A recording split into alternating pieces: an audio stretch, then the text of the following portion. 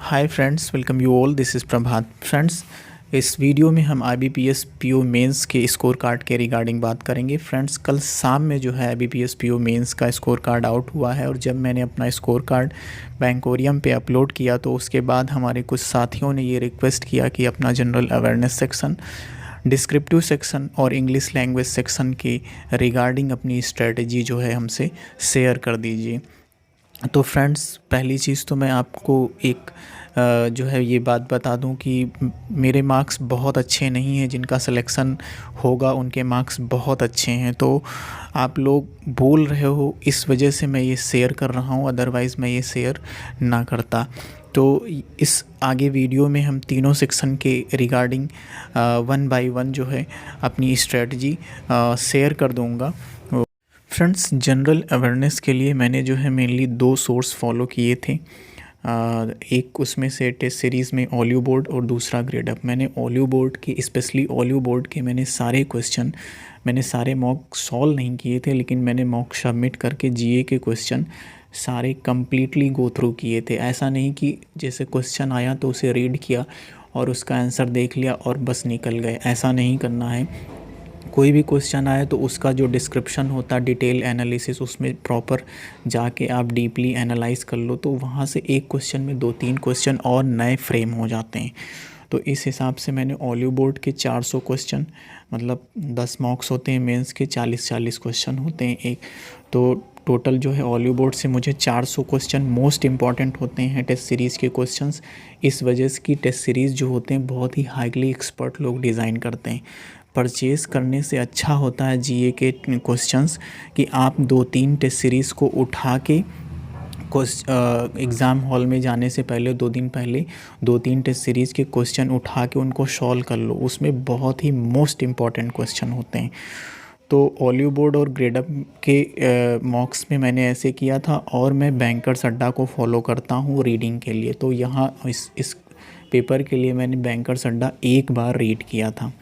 तो एक बार बैंकर्स अड्डा रीड किया था मैंने, और यहाँ इन दोनों टेस्ट सीरीज़ को मैंने 2 बार सॉल्व कर लिया था मॉक। बस इतना मैंने GA के लिए किया था। और वैसे मैं बैंकर्स अड्डा रेगुलर बेसिस पे फॉलो करता हूँ। फ्रेंड्स, इंग्लिश लैंग्वेज सेक्शन के लिए आपको द हिंदू का एडिटोरियल पढ़ना पड़ेगा। द हिंदू का एडिटोरियल ही पढ़ने की आदत डालिए, अदर कोई न्यूज़पेपर मत पढ़िए, क्योंकि द हिंदू की इंग्लिश सबसे बेस्ट होती है। अगर आप सबसे बेस्ट को फॉलो करेंगे तो आप सेकंड बेस्ट ज़रूर बन जाएंगे। तो द हिंदू का एडिटोरियल और पढ़ने का तरीका ये है कि जब भी आप पढ़ें तो ऐसा नहीं कि कंटेक्स्ट को हिंदी ट्रांसलेट कर रहे हैं, अंडरस्टैंड कर रहे हैं, प्रॉब्लम सॉल्व, ये नहीं होना चाहिए। जब भी कंटेंट को पढ़ें तो व्हाट एंड वाई का सिस्टम आपके माइंड में ज़रूर चलना चाहिए कि जो भी ग्रामेटिकली चीज़ें यूज़ हो रही हैं क्यों हो रही हैं। जैसे कि कोई भी कंटेक्स्ट लिखा है, कोई भी सेंटेंस लिखा है तो उसमें जो है सब्जेक्ट वर्ब क्या है, उसमें जो है आर्टिकल कौन सा यूज़ हुआ है, क्यों यूज़ हुआ है, उसमें प्रीपोजिशन क्यों यूज़ हुआ है, उसमें वर्ब कौन सी है, उसमें एडवर्ब कौन सी है। मतलब इस तरीके की चीज़ें, सारे पार्ट ऑफ स्पीच आपके माइंड में रिकॉल हो जाने चाहिए पढ़ते समय। और ये होगा कैसे, जब आप प्रैक्टिस बहुत ज़्यादा कर लेंगे तो ये होने लगेगा। तो इस तरीके से आपको इंग्लिश लैंग्वेज को रीड करना, और जितना ज़्यादा से ज़्यादा रीडिंग करेंगे इंग्लिश लैंग्वेज उतना ज़्यादा से ज़्यादा स्ट्रॉन्ग होती चली जाएगी। और रीड करने का मतलब ये है कि हर लैंग्वेज का एक वे ऑफ स्पीकिंग होता है, उसको जिस तरीके से बोला जाता है उसी तरीके से रीड करो। नो मैटर कि दूसरे के सामने कम्युनिकेट करना है, वो एक अलग इशू होता है, लेकिन जब आप अपने से खुद में अकेले पढ़ो ना, तो जो उसका एक जो सिस्टम होता है, वे ऑफ स्पीकिंग होता है, आपको उसी तरीके से उसे स्पीक करना है और अंडरस्टैंड करना है, तो वो बहुत जल्दी फिट हो जाएगी। फिर आप रीड करोगे और आपको एरर समझ में आने लगेगी।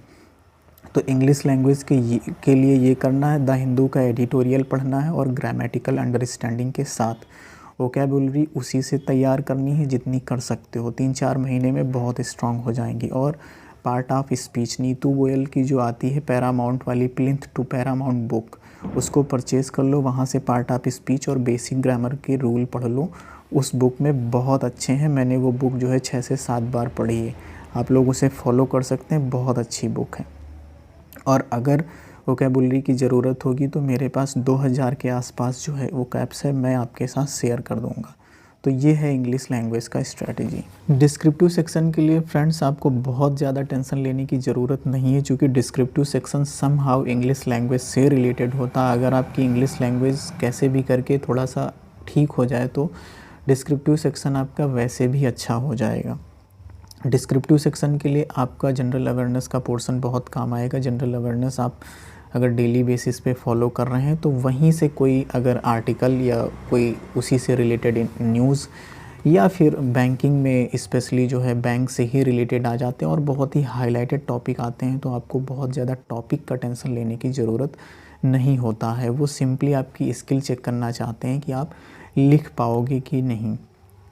और डिस्क्रिप्टिव की तो टेंशन बिल्कुल लेनी ही नहीं है, क्योंकि मेरा डिस्क्रिप्टिव में मार्क्स आया है 14 और मैंने बहुत गंदा अटेम्प्ट किया था, मतलब is M R was where this that यही सब मैंने यूज़ किया। और मैंने सच बता रहा हूँ ऑनेस्टली, मैंने क्या डिस्क्रिप्टिव में लिखा था मुझे खुद नहीं मालूम। उसके बाद भी मेरा जो है 25 में 14 नंबर आया है। तो डिस्क्रिप्टिव का उतना टेंशन नहीं लेना है। डिस्क्रिप्टिव का टॉपिक भी जो भी आते हैं बैंक के एग्ज़ाम में वो बहुत आसान आते हैं। मार्किंग भी एक नॉर्मल तरीके से होती है, कंप्यूटराइज चेक होता है, पैटर्न के ही 8-9 नंबर आपको मिल जाते हैं। अगर आपने प्रॉपर पैटर्न यूज़ किया है कि जितने पैराग्राफ में ऐसे लिखना है उतने पैराग्राफ में लिखा है, मतलब सही से डिटेल डिस्क्रिप्शन दिया है, इंट्रोडक्शन दिया है, कंक्लूज़न दिया है, तो आपका पैटर्न सही है। इसका मतलब आपको वैसे भी 5-6 नंबर मिल जाएंगे। यही चीज़ लेटर में होती है, लेटर का फॉर्मेट सही रखो वैसे भी 5-6 नंबर मिल जाते हैं। तो बस अगर आपका पैटर्न ही सही है तो आपको नंबर बड़े आराम से मिल जाएंगे, क्योंकि वो मशीन से चेक होता है, ह्यूमंस उसे चेक नहीं करते हैं। तो डिस्क्रिप्टिव का सेक्शन बस यही है, कुछ ख़ास इसमें नहीं है, इसकी कुछ ख़ास टेंशन भी नहीं लेना। डिस्क्रिप्टिव में मैंने जो है ऐसे में 218 वर्ड लिखे थे 250 वर्ड लिखने थे, और लेटर में मैंने 120 लिखे थे, 150 लिखने थे, फिर भी मेरा मार्क्स जो है 14 आया, इतना कम लिखने के बावजूद। तो आप इसी से अंदाज़ा लगा लो कि इस चीज़ की उतनी टेंशन लेने की ज़रूरत नहीं है। असली चीज़ होती है मेंस। अगर मेंस में अच्छा मार्क्स है तो सिलेक्शन आराम से हो जाता है। लेकिन हाँ, एक चीज़ मैं कहूँगा कि अगर डिस्क्रिप्टिव चूँकि आसान है, तो डिस्क्रिप्टिव की अगर थोड़ी सी प्रैक्टिस पहले से कर ली जाए तो एक नॉर्मल कैंडिडेट भी डिस्क्रिप्टिव में बहुत अच्छे नंबर गेन कर सकता है। चूँकि IBPS PO मेंस में या SBI PO मेंस में जो एग्ज़ाम का लेवल होता है वो बहुत ही मॉडरेट टू डिफ़िकल्ट होता है, समटाइम्स बहुत ही डिफ़िकल्ट होता है। तो रीजनिंग और क्वांट में मार्क्स खींचना बहुत मुश्किल होता है। तो अगर कोई चीज़ कहीं से आसानी से मार्क्स खींच रहे हैं तो आई थिंक कि अगर उस पर थोड़ी सी प्रैक्टिस कर लो तो यहाँ से मार्क्स बड़े आराम से खींच जाएंगे। ऑनेस्टली बता रहा हूँ कि मैंने डिस्क्रिप्टिव का सिर्फ़ और सिर्फ एक लेटर टाइप किया था ग्रामरली पे, उसके अलावा मैंने कहीं से कुछ भी नहीं पढ़ा। कुछ मैंने हाँ, इसके पहले मैंने EPFO का मेंस दे रखा हूँ और बहुत सारे मेंस दे रखा हूँ, तो मैंने उनके लिए एक बार प्रिपेयर किया था, तो वो मेरे पास कंटेंट है और फॉर्मेट भी मेरे पास रेडी है। तो मैं उसको एक बार देख लेता हूँ कोई भी एग्ज़ाम देने से पहले, तो उसी बेसिस पे मेरा चलता रहता है।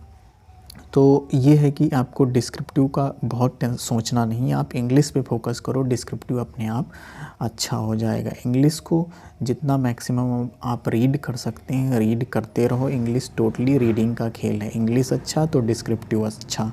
और GA अगर आपका ठीक है तो GA से आपको डिस्क्रिप्टिव में हेल्प मिलेगा, क्योंकि वहाँ के टॉपिक यहाँ पे आपसे डायरेक्टली पूछ लिए जाएंगे। जैसे इस बार मॉन्यूमेंट्स के रिस्टोरेशन पे आया था कि आप जो है अपनी जो है एडिटर को जो है लेटर लिखना था, आई थिंक कि एडिटर को हाँ लेटर लिखना था कि आपके मॉन्यूमेंट्स के रिगार्डिंग।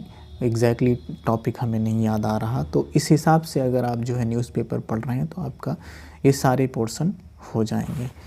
तो यही है और बस फिर इतना ही है। आई होप आप लोगों को वीडियो बहुत थोड़ा ठीक ठाक लगा होगा।